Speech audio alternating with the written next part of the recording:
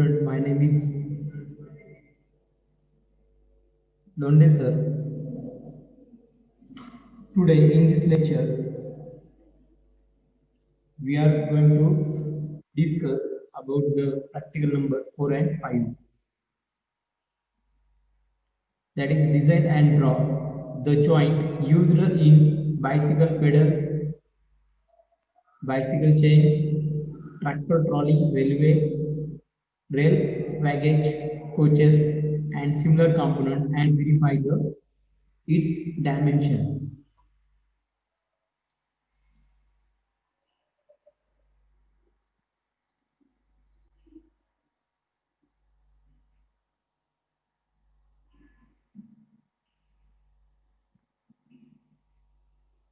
In this practical, we are going to learn the design of joint, knuckle joint. या आपण practical मध्ये या lecture मध्ये आपण नकल जॉईंटचं डिझाइन आपण स्टडी करणार आहोत.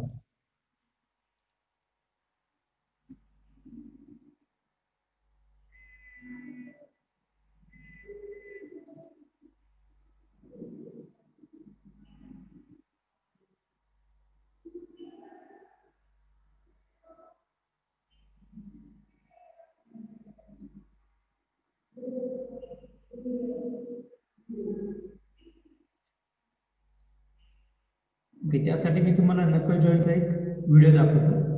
त्यावरून तुम्हाला कळेल की नकल जॉईंट हा कुठे यूज होतो,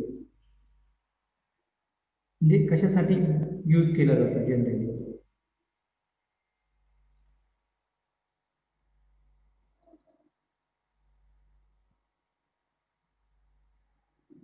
या ठिकाणी तुम्हाला नकल जॉईंट दिसतोय.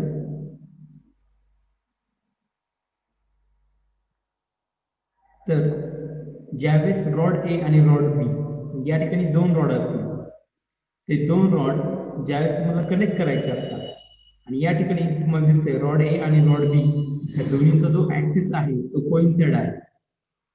तो काय आहे? कोइन्साइड आहे. असं जर दोन्हीचा ऍक्सिस जर कोइन्साइड असेल तर आपण जनरली क्वार्टर जॉईंट हा आपण यूज करू शकतो. त्या ठिकाणी जो आपण क्वार्टर जॉईंटचा डिझाइन आपण शिकलेले आहोत.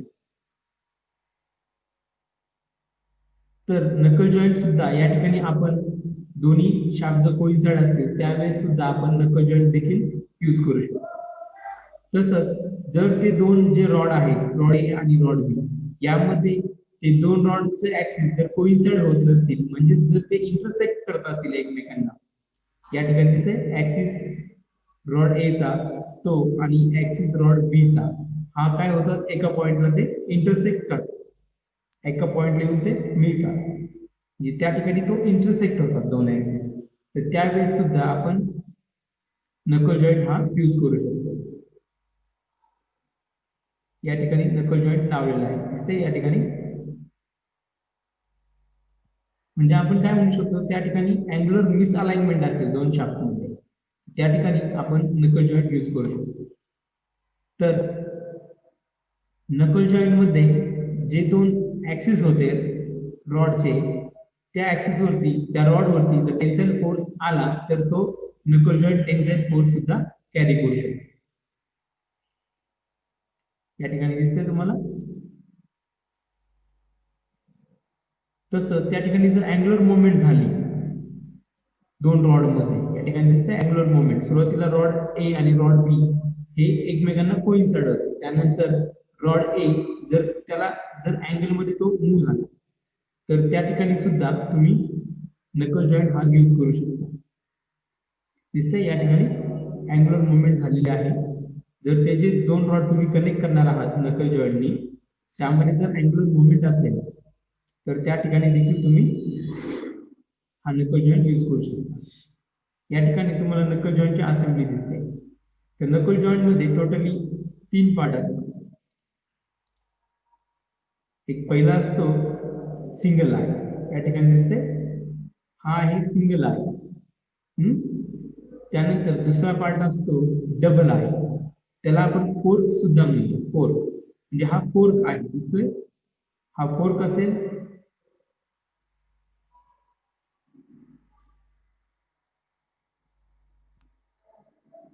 असे 3 पार्ट मिळून हा नकल जॉईंट हा बनलेला आहे. यामध्ये फर्स्ट वन आहे सिंगल आय,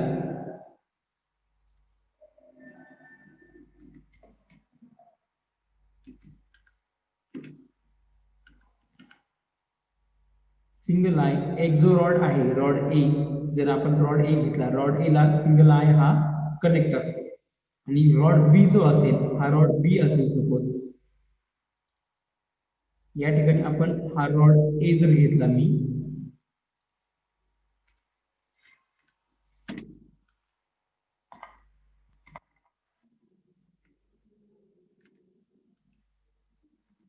या ठिकाणी हा असणार आहे रॉड बी.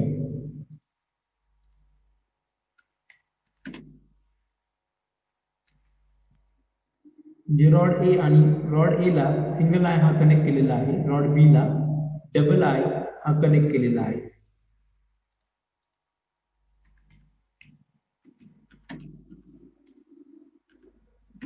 डबल आय ला आपण काय म्हणतो, फोर्क देखील म्हणतो. त्यानंतर या ठिकाणी एक पिन आपण यूज करणार आहोत.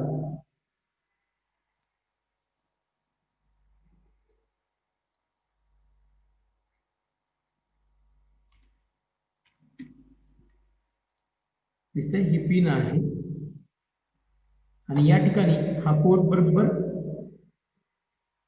फोर्क आणि सिंगल आय हे बरोबर एकमेकांना मॅच होतील. त्या ठिकाणचा जे होल आहे दोघांमध्ये, जो काही स्लॉट आहे सर्क्युलर, तो स्लॉट बरोबर त्यांचा ऍक्सिस ज्यावेळेस मॅच होईल त्यानंतर ही पिन आपण फोर्क आणि सिंगल आय मध्ये आपण इन्सर्ट करणार आहोत आणि इन्सर्ट करून त्या ठिकाणी कॉलर आणि एक स्प्लिट पिन ती आपण वापरून या ठिकाणी आपण हा जो नकल जॉईंट आहे तो असेंबल करणार आहोत. दिसतंय या ठिकाणी.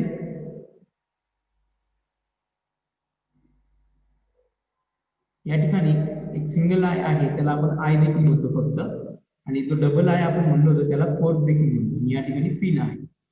तसंच ही पिन जी आहे ती त्या जागी फिक्स करण्यासाठी आपण कॉलर आणि स्प्लिट पिन ती आपण यूज करू शकतो या ठिकाणी.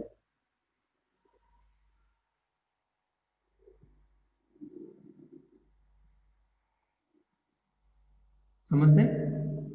तर या ठिकाणी जो रॉड आहे त्याचा डायमीटर आहे डी. त्यानंतर जी पिन होते जी आपण सिंगल आय आणि फोर्क त्यामध्ये इन्सर्ट केलेली आहे, त्या पिनचं डायमीटर आहे डी पी. त्यानंतर या ठिकाणी तुम्हाला पिन कॉलर दिलेली आहे, या ठिकाणी दिसतंय पिन कॉलर. त्या पिन कॉलर मध्ये देखील एक छोटंसं एक त्या ठिकाणी सर्क्युलर स्लॉट असेल. तसंच ही या ठिकाणी जी पिन इन्सर्ट केलेली आहे त्या पिन मध्ये सुद्धा एक स्लॉट असणार आहे आणि बरोबर ते स्लॉट आपल्याला मॅच करून त्या ठिकाणी स्प्लिट पिन टाकायची आहे आणि ही जी असेंबल आहे ती आपल्याला करायची आहे, असेंबल करायची आहे. हे दोन जे नकल जॉईंट आपल्याला असेंबल करायचं आहे या ठिकाणी. तर या ठिकाणी जी पिन होती त्या पिनचा जो हेड या ठिकाणी दिसतोय, त्या हेड त्याचं डायमीटर आहे डी एच. तर या ठिकाणी सिंगल आय दिसतोय तुम्हाला, या ठिकाणी दिसतोय.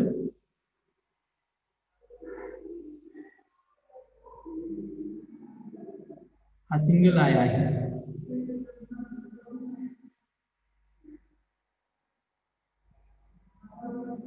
सिंगल आय हा रॉड एका रॉडला कनेक्ट केलेला असतो आणि डबल आय हा दुसऱ्या रॉडला कनेक्ट केलेला असतो, की जे दोन रॉड आपल्याला काय करायचे, कनेक्ट करायचे.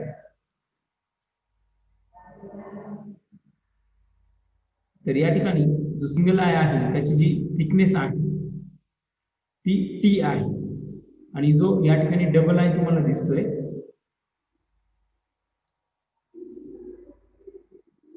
या ठिकाणी डबल आय आहे.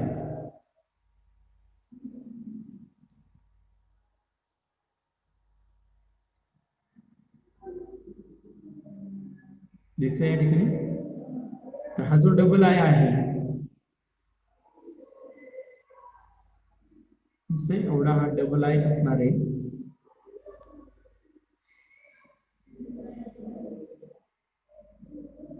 तर हा जो डबल आय आहे, ह्या डबल आयची जी थिकनेस आहे ती असणार आहे T1. दिसतंय या ठिकाणी डबल आयची थिकनेस.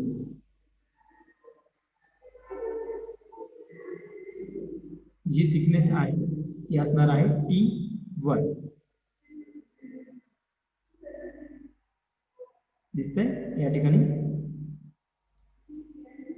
त्यानंतर हा जो सिंगल आय आहे त्याचा इनर डायमीटर आणि पिनचा आउटर डायमीटर तो सेमच असणार आहे. तसंच डबल आयचा म्हणजे फोर्थचा इनर डायमीटर हा पिनचा जो आउटर डायमीटर असेल डीपी तेवढाच त्या ठिकाणी इनर डायमीटर असणार आहे.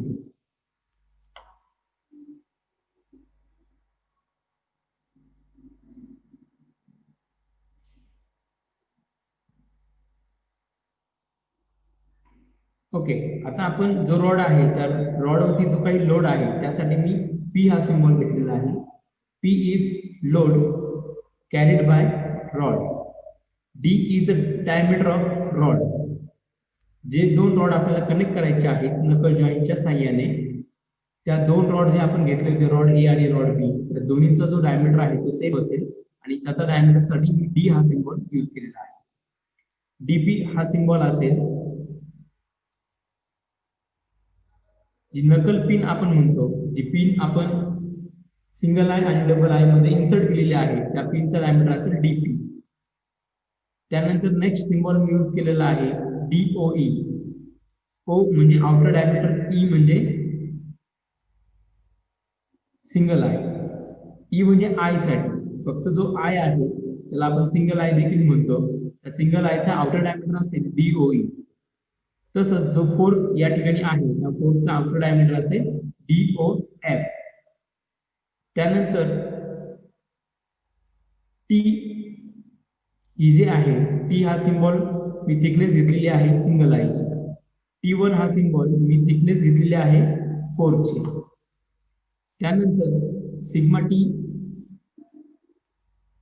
हा जो असेल हा असेल परमिसिबल शियर स्ट्रेस और अलेबल शियर स्ट्रेस फॉर नकल joint and rod. Tau tau असेल हा permissible shear stress for the given material used for knuckle joint. Sigma C असेल crushing shear stress for knuckle joint. नकल joint साठी जे काही permissible crushing stress या ठिकाणी दिलेला आहे सिग्मा सी, हे आपण सिम्बॉल या ठिकाणी यूज करणार आहोत. तर सुरुवातीला या ठिकाणी जो नकल जॉइंट तुम्हाला दिसतोय त्यावरती जर आपण टेन्साइल फोर्स जर एक्झर्ट केला तर या ठिकाणी हा जो रॉड आहे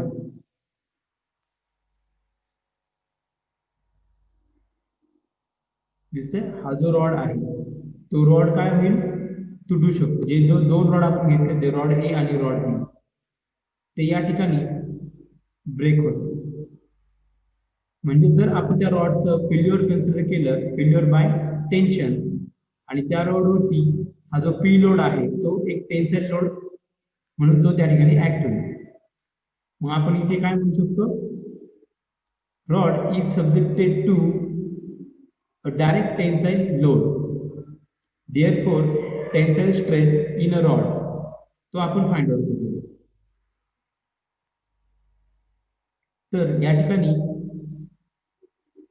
टेन्साइल स्ट्रेस साठी sigma T is equal to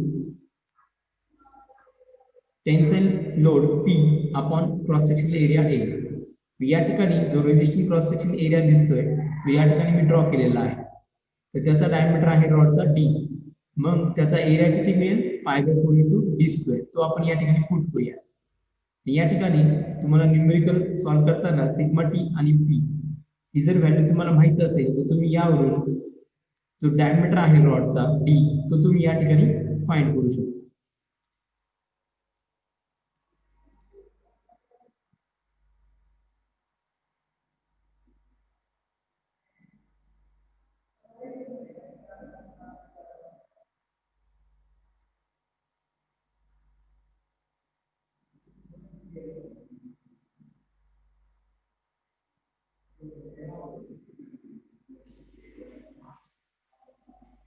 तुम्हाला वाटतं तुम्ही हा व्हिडिओ देखील दाखवतो, तुम्ही या व्हिडिओमध्ये पाहू शकता. या ठिकाणी टेन्साईल फोर्स एक्झर्ट झाला आहे रॉडवरती, त्यानंतर त्याचं फेल्युअर झालं. म्हणजे आपण त्या ठिकाणी रॉडचं फेल्युअर होत आहे टेन्शननी. This rod is subjected to tensile stress. So आपण त्या ठिकाणी टेन्साईल स्ट्रेसनी त्याचा डायमीटर आपण फाइंड आउट करणार आहोत.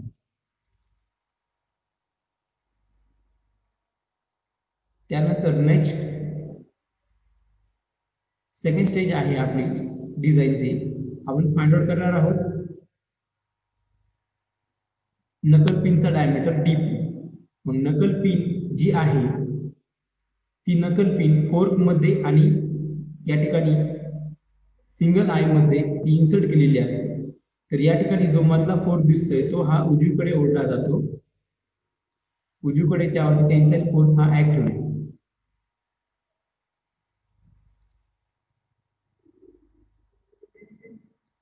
आणि जो फोर्क आहे दिसतोय या ठिकाणी,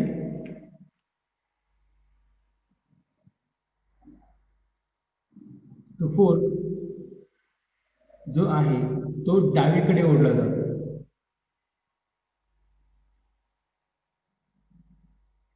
दिसतंय या ठिकाणी. मग तो फोर्क जर डावीकडे ओढला गेला तर फोर्क मधली जी पिन आहे ती सुद्धा डावीकडे ओढली जाईल. आणि या ठिकाणी सिंगल आय जो आहे त्यामधली जी पिनचा जो काही पार्ट आहे तो पिनचा तो पार्ट हा उजवीकडे ओढला जातो. मग त्यामुळे या ठिकाणी ती पिन दोन ठिकाणी क्रॅक होऊ शकते, त्या ठिकाणी ती फेल होऊ शकते. मग त्या ठिकाणी त्या पिनचं शेअर फेल्युअर होते. म्हणजे that pin is subjected to the shear force. या ठिकाणी पिनवरती शेअर फोर्स हा येणार आहे. मग त्या शेअर फोर्समुळे त्या पिन मध्ये शेअर स्ट्रेस हा तयार होईल. या ठिकाणी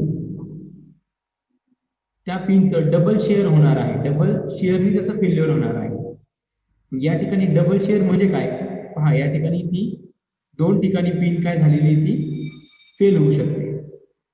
दिसतंय या ठिकाणी.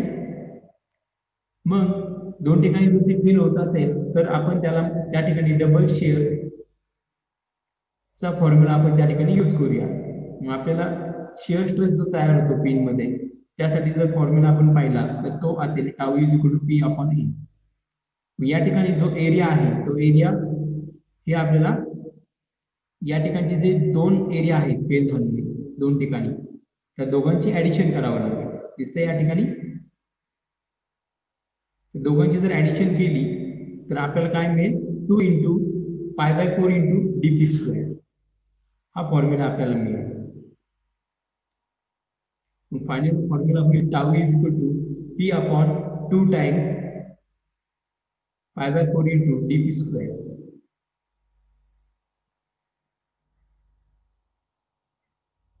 समजलं. या ठिकाणी जर तुम्हाला टाऊ माहित असेल आणि पी जर तुम्हाला गिवन दिलेला असेल तर या फॉर्म्युल्यावरून तुम्ही जो डायमीटर ऑफ नकल पिन आहे डीपी ती तुम्ही या ठिकाणी फाइंड करू शकता.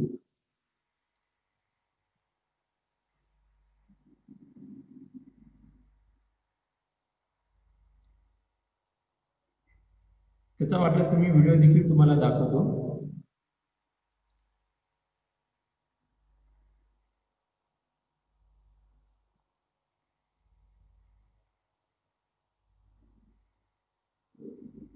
दिसतंय या ठिकाणी नकल पिनचं फेल्युअर होते या ठिकाणी. दिसतंय.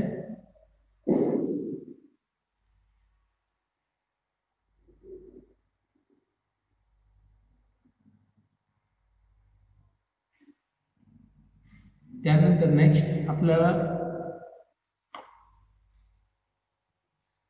नकल पिन जर सिंगल आय आणि डबल आय मध्ये जर लूज बसत असेल, थोडीशी लूज असेल, त्या ठिकाणी गॅप जास्त असेल तर त्या नकल पिन ही फेल होऊ शकते बिकॉज ऑफ बेंडिंग.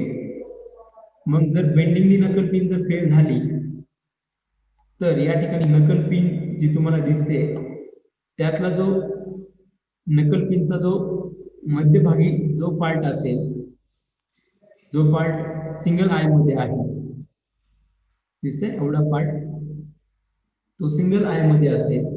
मग त्या सिंगल आय मध्ये जो पार्ट आहे त्यावरती युनिफॉर्मली डिस्ट्रीब्युटेड लोड हा येणार आहे.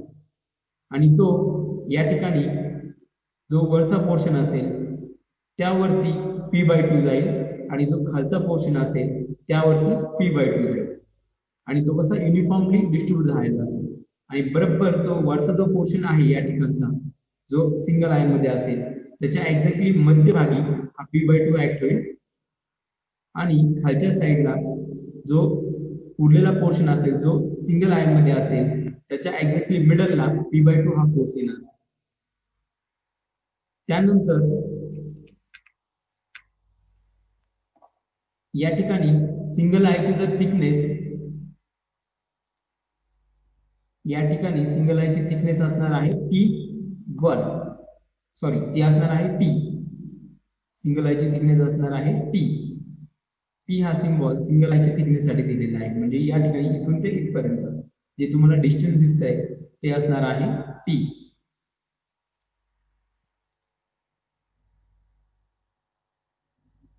मग या ठिकाणी हे जर T डिस्टन्स असेल तर त्याच्या निम्म जर डिस्टन्स आपण घेतलं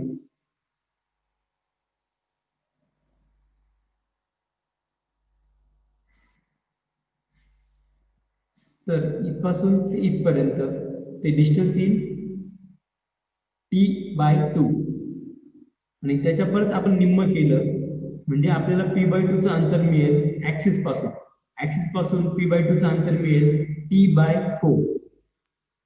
समजतंय हे डिस्टन्स किती मिळेल आपल्याला T/4. समजतंय इथून ते इथपर्यंत हे जे डिस्टन्स होतं ते होतं T. त्याच्या निम्म डिस्टन्स किती झालं T/2. परत हा जो P/2 फोर्स आहे हा T/2 च्या मध्यभागी ऍक्ट होतो. त्यामुळे ऍक्सिस पासून त्या P/2 चं अंतर होईल T/2 च्या परत निम्म म्हणजे किती येते T/4 हे डिस्टन्स येणार आहे. सिमिलरली खालचा जो P/2 हा फोर्स आहे तो ऍक्सिस पासून तो सुद्धा T/4 एवढ्या अंतरावरती तो असणार आहे.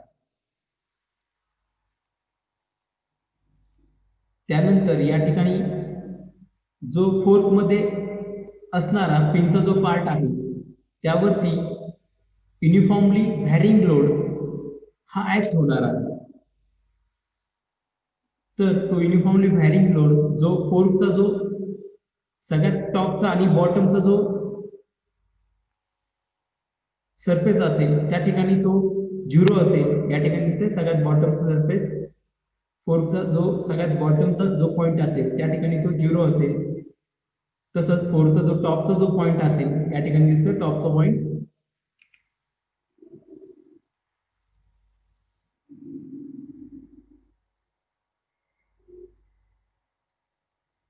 या ठिकाणी सगळ्यात टॉपचा पॉइंट तुम्हाला दिसतोय त्या ठिकाणी तो 0 असेल. तसंच सगळ्यात बॉटमचा जो पॉइंट आहे त्या ठिकाणी तो 0 असेल. आणि जो फोर्कचा जी आतील बाजू असेल इनर साइड जी असेल म्हणजे या ठिकाणी तो काय होईल आउटर साइड कडून फोर्कच्या आउटर जी बाहेरची साइड आहे फोर्कच्या तिथून तो फोर्कच्या आतमध्ये जाताना तो जो युनिफॉर्मली व्हॅरिंग लोड आहे तो काय होतो इन्क्रीज होत जातो. दिसतंय या ठिकाणी दिसतंय तुम्हाला इन्क्रीज होताना म्हणजे आउटर साइड कडून तो जसा त्याच्या इनर सरफेस कडे जाईल फोर्कच्या आतल्या बाजूकडे जाईल तर जसा तो युनिफॉर्मली व्हॅरिंग लोड हा वाढत जातो. समजते आतल्या बाजूकडून सॉरी बाहेरच्या बाजूकडून आतल्या बाजूकडे येतो. ही बाहेरची बाजू आहे तिथून आतल्या बाजूकडे येतो. तो युनिफॉर्मली व्हॅरिंग लोड काय होतो वाढत जातो. मग त्या ठिकाणी युनिफॉर्मली व्हॅरिंग लोड दिसतंय बाहेरच्या बाजूकडून आतल्या साइडकडे तो वाढत जातो. मग या ठिकाणी जो वरचा पोर्शन आहे जो फोर्क मध्ये आहे पिनचा त्या ठिकाणी P/2 हा लोड येईल आणि जो खालचा पोर्शन आहे त्यावरती P/2 हा लोड येईल. म्हणजे जो टोटल फोर्स फोर्क वरती जो P हा फोर्स ऍक्ट होतोय तो लोड काय होईल पिनचा जो वरचा पोर्शन आहे जो फोर्क मध्ये आहे त्यावरती तो निम्मा ऍक्ट होईल म्हणजे P च्या निम्मा म्हणजे P/2. तसंच जो खालचा जो पार्ट आहे जो फोर्क मध्ये आहे पिनचा त्या ठिकाणी उरलेला निम्मा p/2 हा त्या ठिकाणी ऍक्टिव्ह आणि तो जो p/2 आहे तो एक्झॅक्टली या ठिकाणी युनिफॉर्मली व्हॅरिंग लोड जो येत आहे त्याच्या एक्झॅक्टली मध्यभागी तो ऍक्टिव्ह आहे. मध्यभागी म्हणजे सेंटरला त्या इथे ट्रायंगल तयार होतो त्या ट्रायंगलच्या एक्झॅक्टली सेंटरला तो ऍक्टिव्ह. मग ट्रायंगलचा जो सेंटर आहे तो बेस पासून किती अंतरावरती असतो हाईट बाय 3 h/3 एवढ्या अंतरावरती असतो. मग ह्या ट्रायंगलची जर आपण हाईट काढायची ठरवली दिसतंय ही असणार आहे ट्रायंगलची हाईट आणि या ठिकाणी जो बेस आहे त्या बेस पासून या ठिकाणी p/2 चं अंतर ते आपल्याला काढायचं आहे. सपोज या ठिकाणी कन्सिडर करा की T1 ही थिकनेस आहे 4 ची म्हणजे हे जे डिस्टन्स आहे इथपासून ते इथपर्यंत ते काय असेल थिकनेस ऑफ फोर्क. मग पिनचा एवढा पार्ट जो फोर्क मध्ये आहे मग ते डिस्टन्स सुद्धा T1 एवढं येईल. तसंच हे डिस्टन्स सुद्धा T1 एवढं येईल.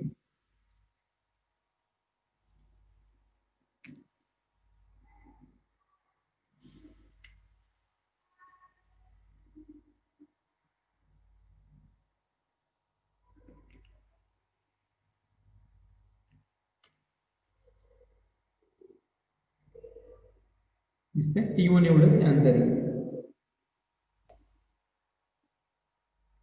आता जर हे अंतर जर T1 असेल तर या ठिकाणी फोर्स हाईट जर T1 झाली त्या ट्रायंगलची तर बेस पासून त्याचं अंतर किती असतं हाईट अपॉन 3. हाईट जर T1 आहे म्हणजे T1/3 हे डिस्टन्स मिळेल. या ठिकाणी दिसतंय p/2 आणि बेस त्यामधलं अंतर किती आहे T1/3 दिसतंय हे T1/3 आणि ह्या फोर्सचं p/2 चं अंतर ऍक्सिस पासून आपल्याला काढायचं आहे. तर ऍक्सिस पासून अंतर त्याचं किती येईल सपोज या ठिकाणी हे जे डिस्टन्स दिलेलं होतं हे T/1 मिळालं. त्यानंतर या ठिकाणी हे जे डिस्टन्स असणार आहे ते असेल या ठिकाणी हा जो पार्ट आहे मी दाखवतोय तुम्हाला तेवढा पार्ट हा सिंगल आय मध्ये आहे. मग सिंगल आयची जी थिकनेस असेल तेवढीच ह्या पार्टची हाईट असणार आहे. तर ह्या पार्टची हाईट असेल T जी की सिंगल आयची जी काय हाईट आहे तेवढीच ती हाईट असणार आहे. मग याचा जर निम्मा आपण जर भाग केला निम्मा भाग म्हणजे ऍक्सिस पासून हे जे अंतर जर काढलं आपण तर ते अंतर आपल्याला किती मिळेल टीच्या निम्मा म्हणजे T/2. मग हे अंतर जर T/2 आहे आणि ट्रायंगलचा बेस आणि p/2 यामधलं जर अंतर T1/3 आहे तर आपण ऍक्सिस आणि p/2 मधलं अंतर काढू शकतो. तर या ठिकाणी ऍक्सिस आणि p/2 यामधलं अंतर किती येईल T/2 हे अंतर किती आहे T/2 प्लस दिस डिस्टन्स म्हणजे T/2 प्लस T1/3 समजतंय T/2 प्लस T1/3 एवढं अंतर आपल्याला मिळेल. आणि या ठिकाणी मग आपण बेंडिंग मोमेंट फाइंड आउट करूया. तर या ठिकाणी हा जो ऍक्सिस आहे त्या ऍक्सिसच्या वरचे जे फोर्सेस आहेत तेच मी फक्त कन्सिडर करणार आहे. आणि जसं आपण बेंडिंग मोमेंट काढताना सॉम मध्ये शिकलेलं आहोत आपण ज्या ठिकाणी ऍक्सिस घेतो किंवा सेक्शन घेतो त्याचा एकतर उजव्या साईडचे जे काही फोर्सेस आहे त्यांचे मोमेंट काढून आपण बेरीज करतो म्हणजे आपल्याला त्या सेक्शनला बेंडिंग मोमेंट भेटते.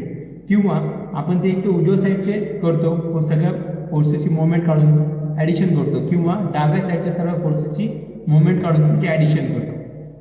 म्हणजे एकाच साईडची घ्यायची फक्त एक तर उजव्या किंवा डाव्या. मग एकाच साईडच्या सर्व फोर्सेसची मोमेंट काढून आपल्याला बेरीज केली तर आपल्याला त्या ठिकाणची बेंडिंग मोमेंट मिळते. मग या ठिकाणी ऍक्सिसला आपल्याला बेंडिंग मोमेंट काढायची आहे. दिसतोय हा ऍक्सिस. तर ह्या ऍक्सिसला जर आपण बेंडिंग मोमेंट काढली तर सुरुवातीला ह्या ऍक्सिसच्या वरचे फक्त आपण फोर्सेस घेऊया. या ऍक्सिसच्या खालचे जे फोर्सेस आहेत तो पार्ट मी निग्लेक्ट करणार आहे. समजतंय? म्हणजे ऍक्सिसचा जो खालचा जो पार्ट आहे तो मी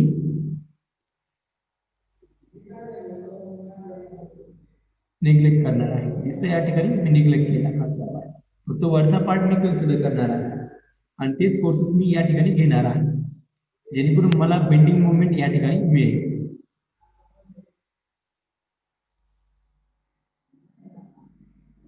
तर बेंडिंग मोमेंट सुरुवातीला हा जो P/2 जो फोर्स आहे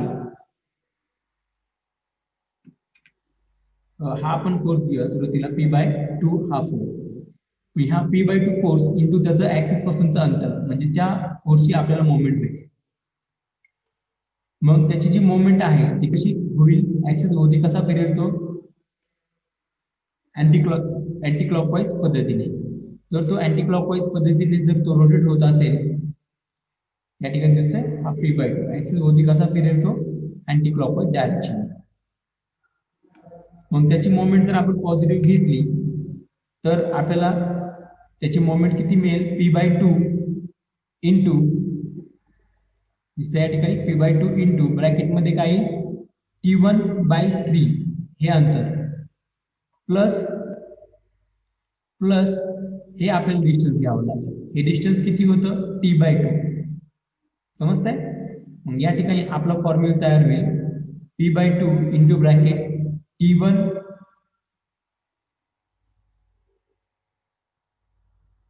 या ठिकाणी आपल्याला P/2 आणि ऍक्सिस या दोघांमधलं अंतर घ्यायचं आहे. समजतंय? म्हणजे फोर्स इंटू डिस्टन्स, हे डिस्टन्स घ्यायचं आहे. फोर्स आहे P/2, हे अंतर आहे T1/3 आणि हे जे डिस्टन्स आहे ते असणार आहे T/2. मग टोटल डिस्टन्स किती फोर्सचा ऍक्सिस पासून, T1/3 प्लस T/2. समजतंय? मग या ठिकाणी फॉर्म्युला होईल P/2 into bracket T1/3 plus T/2. त्यानंतर दुसरा जो या ठिकाणी फोर्स तुम्हाला दिसतोय तो असणार आहे P/2. त्याचं जे अंतर आहे ऍक्सिस पासून, ते अंतर मी आताच सांगितलं होतं, ते किती होतं. तर हे जे डिस्टन्स आहे हे जर T/2 असेल त्याच्या परत हे डिस्टन्स काय होईल, निम्म होईल. म्हणजे T/2 चं निम्म केलं तर किती येते, T/4. म्हणजे हे डिस्टन्स किती असेल, T/4. म्हणजे आता हा जो फोर्स आहे तो ऍक्सिस भोवती कसा फिरेल, तो ऍक्सिस भोवती क्लॉकवाईज डायरेक्शनने फिरेल आणि क्लॉकवाईज डायरेक्शनने आपण मोमेंट ही निगेटिव्ह घेऊया. म्हणजे या ठिकाणी काय येईल, मायनस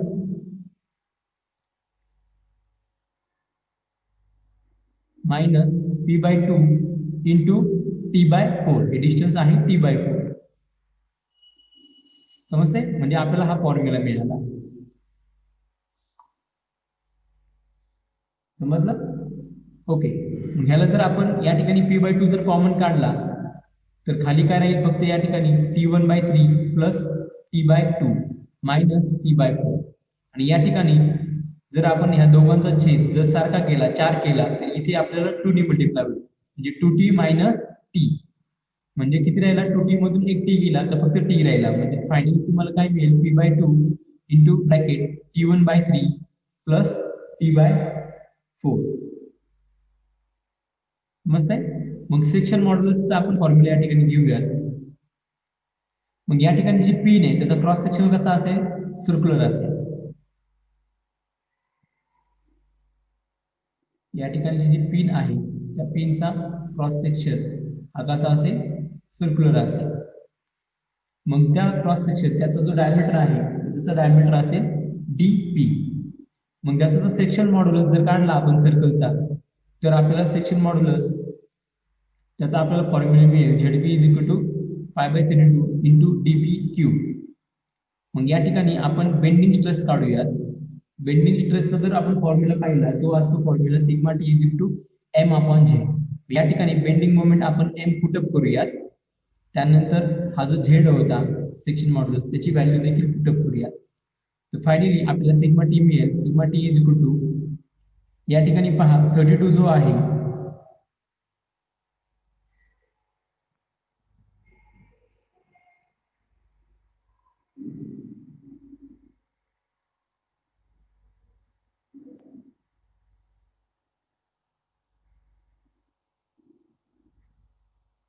याला जर आपण सॉल्व्ह केलं तर फायनल आपल्याला इक्वेशन मिळेल सिग्मा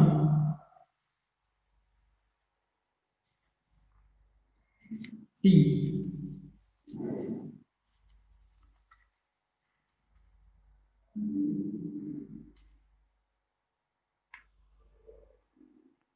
फायनली आपल्याला या ठिकाणी जर आपण ह्याचं इक्वेशन जर फाइंड आउट केलं तर या ठिकाणी किती येईल? हा जो 32 आहे हा जर वरती गेला तर या ठिकाणी 32/2 into P into bracket T1/3 plus T/4 म्हणजे 32 डिवाइड बाय 2 किती येईल? 60. या ठिकाणी 16p येणार आहे. समजतंय? या ठिकाणी किती येईल? 16p.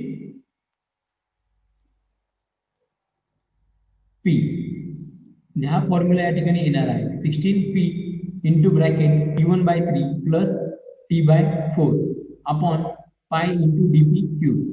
हा फॉर्म्युला तुम्हाला फायनली मिळणार आहे. म्हणजे हे आपण पाहिलं फेल्युअर आपण कन्सिडर केलं नकल पिनचं बाय बेंडिंग.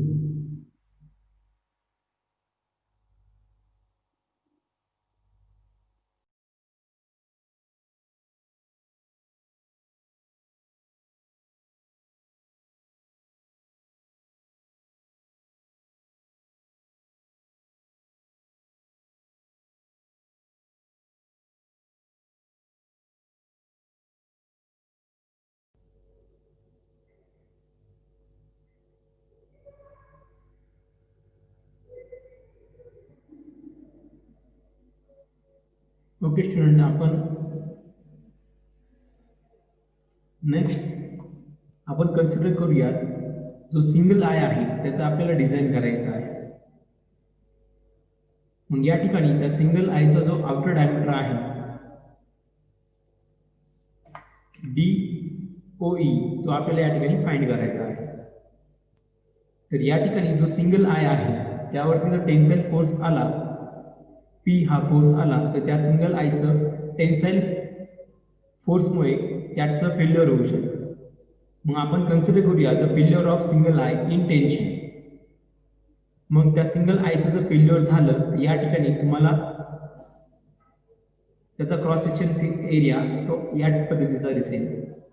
टेरिंग एरिया किंवा आपण रेजिस्टिंग एरिया तो या पद्धतीने दिसेल. तर त्या सिंगल आयची थिकनेस असणार आहे T आणि त्या सिंगल आयचा जो आतला जो डायमीटर आहे तो नकल पिन जी आहे DP तेवढा तो डायमीटर असेल आणि त्याचा आउटसाइड डायमीटर असेल DOE या ठिकाणी दिसतंय.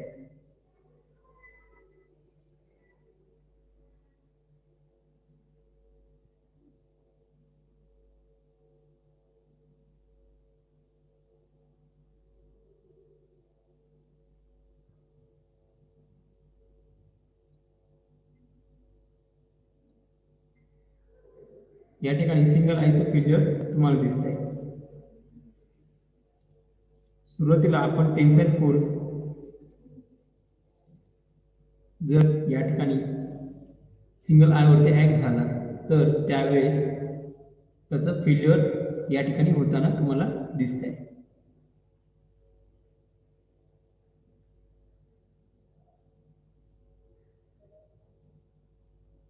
ओके, म्हणजे या ठिकाणी फेल्युअर झाल्यानंतर म्हणजे त्या सिंगल आयचं फेल्युअर हे टेन्साइल स्ट्रेसमुळे होईल. मग आपण त्याचा टेन्साइल स्ट्रेसने जर फेल्युअर होत असेल तर त्या ठिकाणचा टेन्साइल स्ट्रेसचा जर आपण फॉर्म्युला घेतला तर तो फॉर्म्युला येईल सिग्मा T = P/A. या ठिकाणी हा जो एरिया आहे तो एरिया आपल्याला जर काढायचं ठरलं तर या ठिकाणी तुम्हाला 2 रेक्टँगल दिसत आहेत. या ठिकाणी त्या रेक्टँगलची हाईट आपल्याला काढायची. ती हाईट म्हणजे काय येईल? DOE minus DP. तेवढी हाईट ह्या दोन्ही रेक्टँगलची होईल.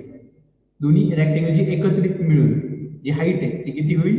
DOE minus DP. ती झाली हाईट आणि दिस हाईट इंटू त्याची जी विड्थ आहे ती किती आहे? T.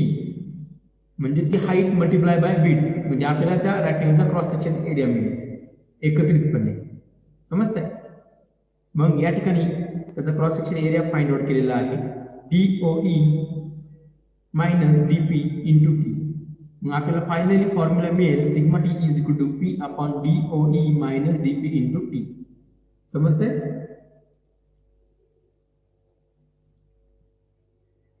त्यानंतर नेक्स्ट जी सिंगल आय आहे त्याचं फेल्युअर डबल शेअरने सुद्धा होऊ शकतं. मग single I is also subjected to a double shear load at shown in figure. या ठिकाणी दिसतंय हा जो टेन्साईल लोड जो सिंगल आय वरती येणार आहे त्यामुळे तो सिंगल आय जो आहे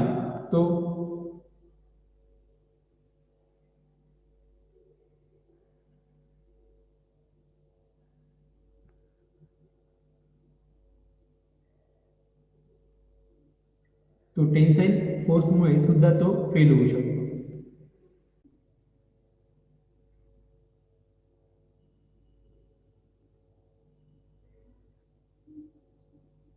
ओके, या ठिकाणी दिसतंय हा जो लोड आहे या ठिकाणी त्या लोडमुळे तो सिंगल आय जो आहे तो या ठिकाणी त्याचा शेअरिंग होऊ शकतो. समजतंय? या ठिकाणी आणि टेन्साईलमुळे तो या ठिकाणी फेल होतो. समजतंय? जे लास्ट फिगर मध्ये आपण पाहिलं या ठिकाणी टेन्साईलमुळे फेल होतो आणि शेअरिंगमुळे या ठिकाणी फेल होतो. समजतंय? दोघांमध्ये फरक आहे, हे लक्षात ठेवा.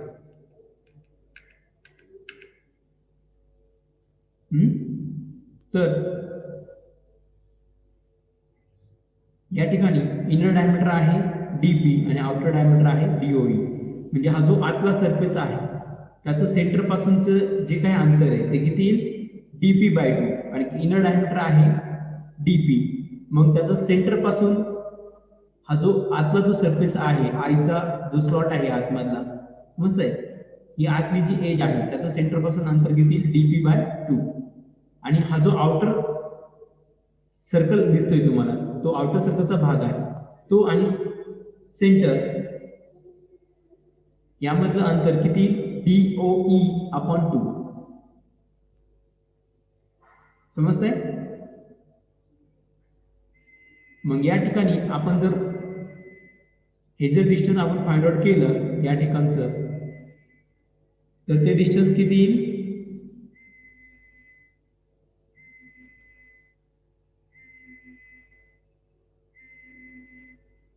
तर ते डिस्टन्स या ठिकाणी DOE/2 मायनस DP/2 ते डिस्टन्स मिळेल. मग प्रत्येक ठिकाणी 1/2 म्हणजे तो जो आहे तो जर कॉमन जर काढलं तर आपल्याला काय मिळेल? DOE minus DP/2. समजतंय?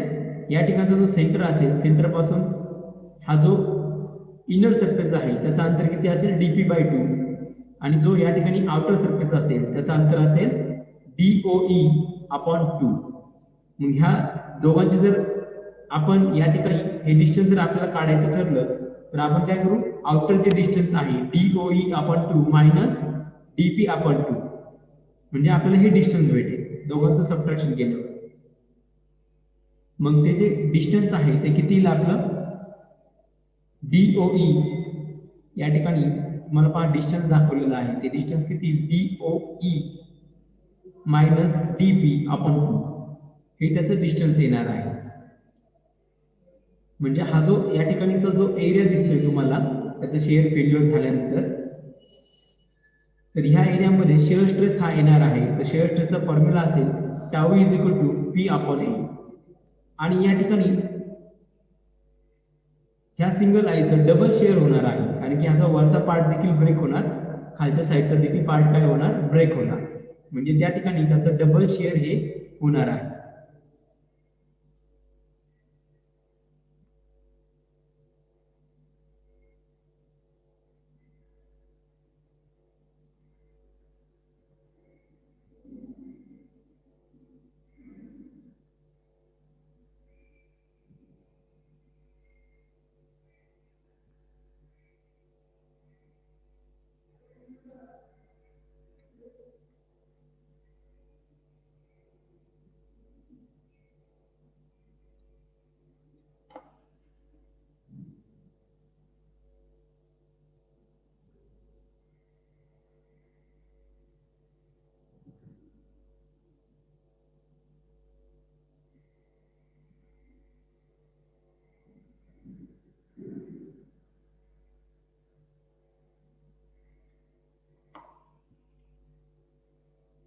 दिसते शेअरने त्याचं फेल्युअर होईल आणि तो एरिया डबल आहे 2 आहे त्यामुळे त्याचं डबल शेअर होणार आहे. ते दोन एरिया आपल्याला घ्यायचे आहे, कन्सिडर करायचे आहे, वरचा एरिया आणि खालच्या साईडचा एरिया. मग हे जे डिस्टन्स आहे ते किती असेल DOE मायनस DP अपॉन 2 आणि त्याची थिकनेस T. हा आपल्याला एक एरिया मिळेल, तसे दोन एरिया आहे त्यामुळे आपण इथे काय घेणार आहोत 2. इथे जो एरिया आहे तो एरिया आपल्याला मिळेल 2 into DOE minus DP upon 2 into T. समजतंय? मग या ठिकाणी हा 2 काय होईल कॅन्सल होईल आणि फायनली तुम्हाला शेअर स्ट्रेसचा फॉर्म्युला मिळेल P upon DOE minus DP into T. हा फायनली तुम्हाला फॉर्म्युला मिळणार आहे.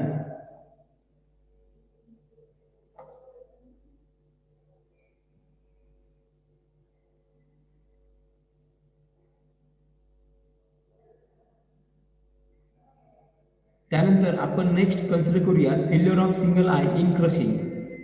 जर सिंगल आयचं जर क्रशिंगने जर फेल्युअर झालं तर त्या ठिकाणी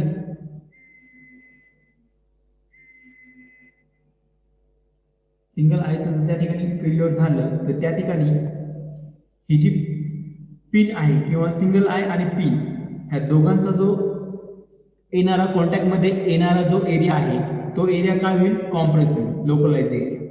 या ठिकाणी दिसतंय या ठिकाणी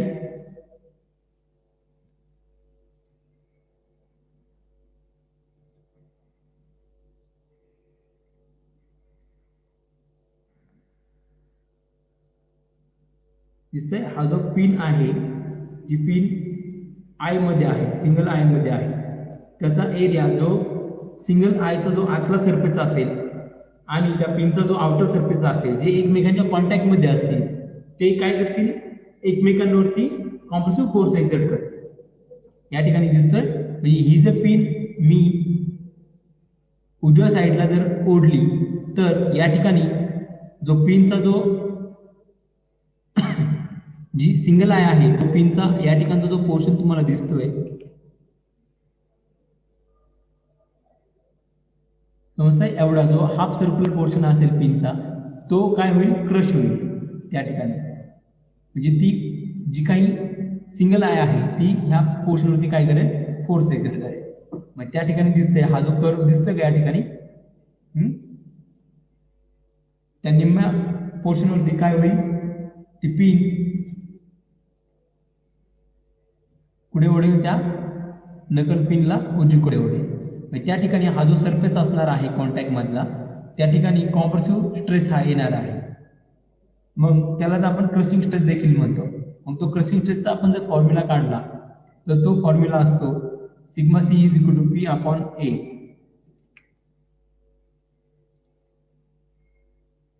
या ठिकाणी एरिया जर आपण पुटअप केला म्हणजे या ठिकाणी हा जो कर्व एरिया आहे तो त्याचा आपण प्रोजेक्शन घेणार आहोत आणि प्रोजेक्शन घेतल्यानंतर जो आपल्याला एरिया दिसतो तो प्रोजेक्टेड एरिया या ठिकाणी आपण क्रशिंग स्ट्रेस मध्ये घेणार आहोत.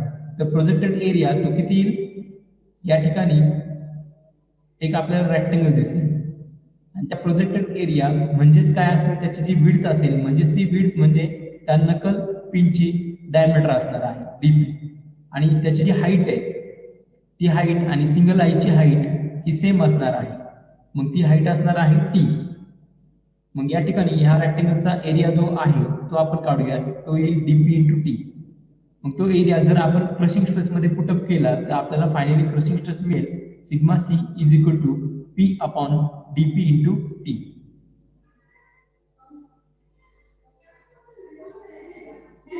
त्यानंतर नेक्स्ट आपण कन्सिडर करणार आहोत failure of fork in tension. म्हणजे जो फोर्क आहे त्याचं जर टेन्शनने जर फेल्युअर झालं तर त्या ठिकाणी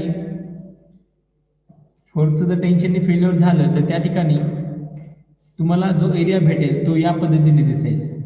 त्याची थिकनेस असेल T1 आणि त्याचा इनर डायमीटर असेल DP आणि त्याचा आउटर डायमीटर असेल DOF. या ठिकाणी तुम्हाला वाटलंच तर त्याचा मी व्हिडिओ दाखवतो.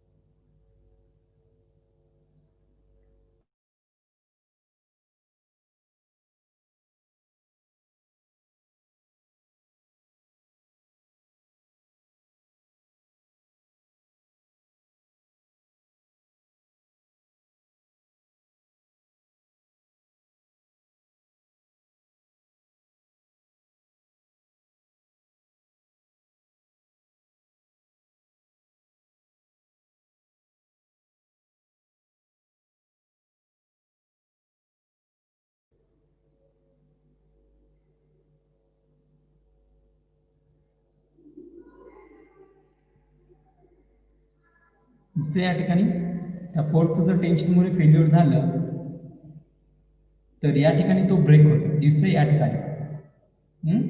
आणि ब्रेक झाल्यानंतर दोन पार्ट वेगळे होते.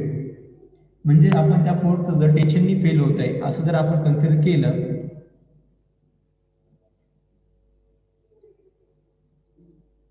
तर या ठिकाणी आपल्याला त्याचा फॉर्म्युला या ठिकाणी भेटेल.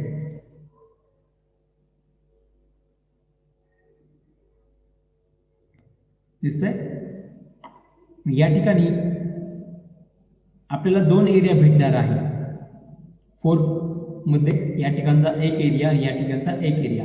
दोन एरियाची जर ऍडिशन केली तर ते आपल्याला भेटतील 2 टाइम्स. या ठिकाणी टेन्साईल स्ट्रेसचा फॉर्म्युला असेल sigma T is equal to P upon A. मग हा एरिया आपण फाइंड आउट करूया, एक एरिया आपण फाइंड आउट करूयात आणि त्याला जर आपण 2 ने मल्टिप्लाय केलं तर आपल्याला या दोन्ही एरियाची ऍडिशन आपल्याला भेटेल. तर ह्याची जी हाईट आहे ह्या एरियाची, एका एरियाची जर हाईट जर आपण घेतली, या ठिकाणी दोन रेक्टेंगल दिसतात, त्या रेक्टेंगलची जर हाईट जर आपण काढली तर ती हाईट किती येईल, DOF मायनस DP ती हाईट असेल आणि त्याची थिकनेस किती असेल, T1. मग आपण ह्या रेक्टेंगलला दोन्हीला एकत्रितपणे जी हाईट आहे त्या हाईटला जर आपण त्याच्या विड्थनी जर मल्टिप्लाय केलं तर आपल्याला त्याचा एरिया मिळेल. एका रेक्टेंगल एकत्रितपणे एकाचा आपल्याला एरिया भेटेल. मग त्याला जर आपण 2चा काढायचा असेल तर त्या ठिकाणी आपण 2 ने मल्टिप्लाय करूया. एकाचा एरिया किती मिळेल, हाईट किती आहे, DOF मायनस DP ही हाईट मिळेल आणि त्याची विड्थ किती आहे, T1. मग त्या ठिकाणी फायनली आपल्याला त्याचा एकाचा एरिया किती भेटेल, DOF minus DP into T1 आणि दोन एरिया आपल्याला एकत्रित केल्यामुळे या ठिकाणी तो 2 टाइम्स मिळेल. समजते. मग फायनली टेन्साईल स्ट्रेसचा फॉर्म्युला मिळेल sigma T is equal to P upon 2 times DOF minus DP into T1. त्यानंतर नेक्स्ट आपण कन्सिडर करूया failure of 4 by double shear. या ठिकाणी डबल शेअरने सुद्धा त्याचं फेल्युअर होऊ शकतं, जसं सिंगल शेअरचं झालं होतं.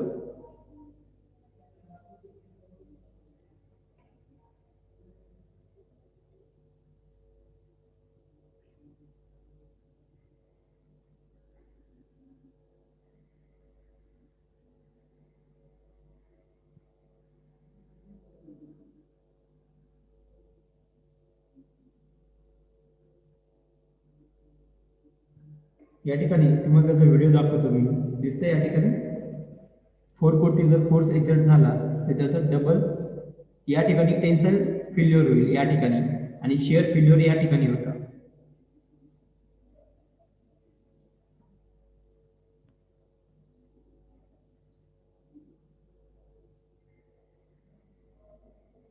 दिसतंय दिसतंय या ठिकाणी टेन्साईल फेल्युअर या ठिकाणी होतं आणि शेअर फेल्युअर या ठिकाणी होतं. हे लक्षात ठेवा, दोघींचे एरिया तुम्हाला वेगवेगळे भेटतील.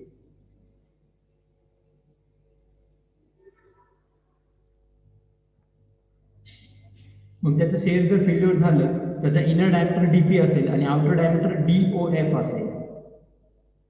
समजतंय. म्हणजे सेंटर पासून हे जे अंतर आहे आतल्या सर्कलचं ते अंतर किती असेल, DP/2 आणि आउटर फेस त्याचं अंतर असेल DOF/2. म्हणजे या ठिकाणी आपल्याला जर हा तुटलेला जो एरिया दिसतोय त्याचा जर आपल्याला त्याची हाईट जर काढायची ठरवली, या ठिकाणी दिसते तुम्हाला ती किती येईल, DOF upon 2 minus DP upon 2. मग त्या ठिकाणी 1/2 जर कॉमन काढलं तर आपल्याला काय मिळेल, DOF मायनस DP अपॉन 2. हे डिस्टन्स आपल्याला भेटेल. समजतं, हे डिस्टन्स किती मिळेल, DOF मायनस DP अपॉन 2.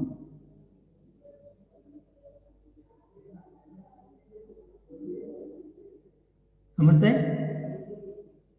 त्यानंतर ह्याची जी थिकनेस आहे तर ती थिकनेस असणार आहे T1. त्याची थिकनेस किती असेल, T1.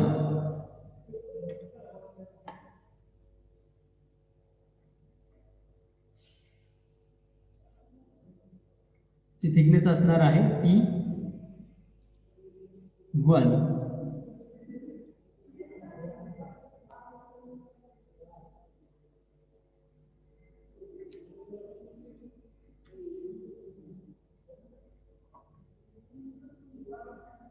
ओके, जे थिकनेस असेल T1 आणि या ठिकाणचं डिस्टन्स जर आपल्याला मिळालं तर आपण या ठिकाणी एक एरिया फाइंड आउट करूया सुरुवातीला. तर या ठिकाणी एक एरिया जो आहे हा वाला एरिया, तो जर आपण फाइंड आउट केला तो एरिया किती मिळेल, मग T1 into DOF minus DP upon 2. समजतंय, तेवढा एरिया मिळेल. असे एरिया ब्रेक होणारे किती आहेत, 4 आहेत. एक या ठिकाणी, त्याच्या खालच्या साईडला 1, 2, नंतर हा 3, त्याच्या खालच्या साईडला एक 4 एरिया मिळते. मग आपण इथे काय घेऊयात, 4 times DOF minus DP upon 2 into T1. इथे 4 टाइम्स आहे, इथे 4 टाइम्स आणि इथे जर अपॉन 2 जर आला तर 2 नी जर त्या 4 ला डिवाइड केलं तर खाली किती राहील, फक्त 2 राहील. मग फायनली तुम्हाला फॉर्म्युला मिळेल tau is equal to P upon 2 times DOF minus DP into T.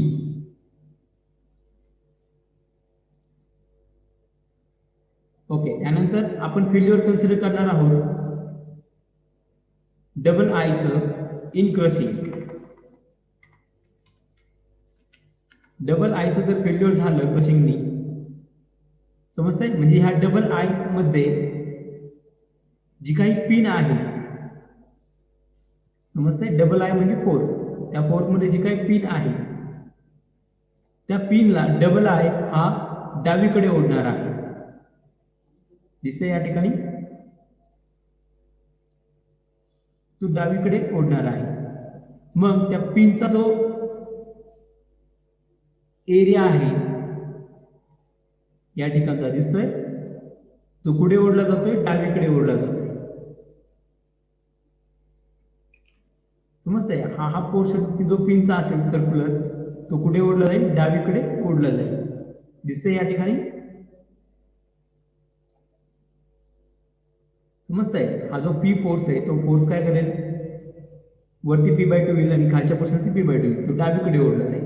मग तो पिनचा जो हाफ जो पोर्शन असेल सर्क्युलर पोर्शन, त्यावरती कॉम्प्रेसिव्ह फोर्स हा येणार आहे आणि तो कॉम्प्रेसिव्ह फोर्स तो फोर्स हा अप्लाय करेल आणि कोणत्या दिशेने करेल, तो डावीकडे. समजतंय. मग त्या ठिकाणी त्याचा जर प्रोजेक्टेड एरिया जर आपण काढला, त्याची हाईट किती मिळेल आपल्याला, T1, आणि त्याची जी विड्थ आहे ती असणार आहे त्या पिनचा डायमीटर DP. आणि या ठिकाणी 2 पोर्शन आहे पिनचे ज्याचं क्रशिंग होणार आहे, त्यामुळे आपण ह्या दोन्ही एरियाची ऍडिशन करूया. तर फायनली सिग्मा C जर आपण काढला, sigma C is equal to crushing stress, sigma C is equal to P upon A. मग तो एरिया, क्रशिंग एरिया जर आपण काढला तर आपल्याला मिळेल sigma C that is equal to P upon crushing area. Crushing area किती मिळेल, या ठिकाणी जर एका रेक्टेंगलचा एरिया काढला तर तो किती येईल, DP into T1, DP into T1. समजतंय. या ठिकाणी सिग्मा C चा फॉर्म्युला काय येतो, DP इंटू T1. समजतंय, 2 टाइम्स DP इंटू T1. तो या ठिकाणी दोन्ही एरियाची आपल्याला ऍडिशन करायची आहे. म्हणजे किती मिळतील त्या ठिकाणी 2 एरिया आहे, त्यामुळे इथे आपण 2 ने मल्टिप्लाय करणार आहोत. Finally sigma C is equal to मिळेल तुम्हाला P upon 2 times DP into T वर. हे जे सर्व फॉर्म्युले आहेत ते फॉर्म्युले नकल पिनचं डिझाईन करताना आपल्याला उपयोगी येणार आहे. याचे जे न्यूमेरिकल्स आहेत ते मी तुम्हाला नेक्स्ट लेक्चरला घेणार आहे.